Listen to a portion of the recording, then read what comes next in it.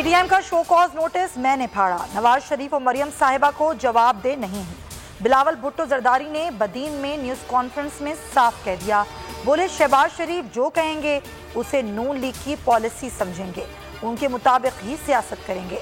मौलाना फजलुर रहमान की इज्जत करते हैं, इज्जत के साथ सियासत करते हैं, मौक़िफ़ तब्दील नहीं करते। कराची का दौरा मिशन अमन है, अमन व अमान का जायजा लेने जा रहा हूँ। बाकी वज़ीर दाखिला की इस्लामाबाद एयरपोर्ट पर गुफ्तगू, कहा रेंजर्स हेडक्वार्टर्स में अहम इजलास होगा। शेख रशीद कल सुबह वज़ीर आला सिंध से मुलाकात करेंगे। मुराद अली शाह कहते हैं कच्चे में पहले भी फौज और पुलिस ने मुश्तरका कार्रवाई की, हालात हमेशा पुलिस काबू में लाई। शिकारपुर में बोल न्यूज़ के सवाल पर वज़ीर आला सिंध का जवाब, कहा पुलिस ऑपरेशन के बाद हालात अच्छे हुए हैं, तेगू को तमगा देने वालों से पूछगछ होगी।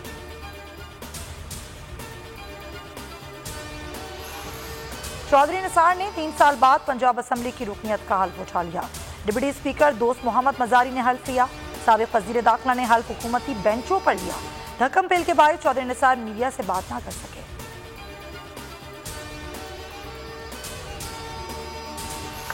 पाकिस्तान स्टॉक एक्सचेंज की तारीख में पहली बार सबसे ज्यादा शेयर्स का कारोबार, एक रोज में 1 अरब 56 करोड़ की ट्रेडिंग हुई।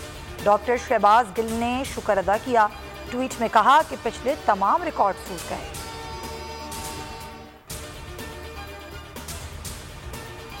हुकूमत का 19 साल तक के अफराद की कोरोना वैक्सीनेशन का ऐलान, रजिस्ट्रेशन कल से शुरू होगी। वफाकी वजीर असद उमर का ट्वीट, कहा वैक्सीनेशन कौम के लिए खुली रहेगी। मुल्क भर में वबा से मजीद 65 मरीज जिंदगी की बाजी हार गए।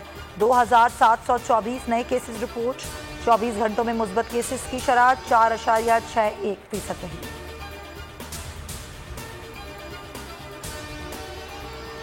चाहता हूं हर शहरी के पास हेल्थ इंश्योरेंस हो, हर खानदान के पास 7,20,000 रुपए की हेल्थ इंश्योरेंस होगी। वज़ीर आज़म इमरान खान का लिया में तकरीब से खिताब, कहा पाकिस्तान ने इस्लामी फलाही रियासत बननी थी, हमने यहाँ कभी फलाही रियासत नहीं देखी।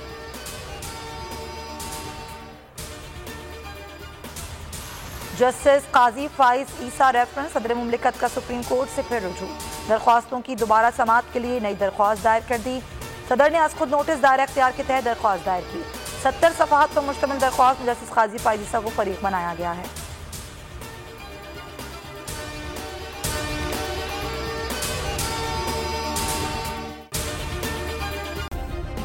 सब्सक्राइब करें और बेल दबाएं ताकि कोई खबर रह न जाए।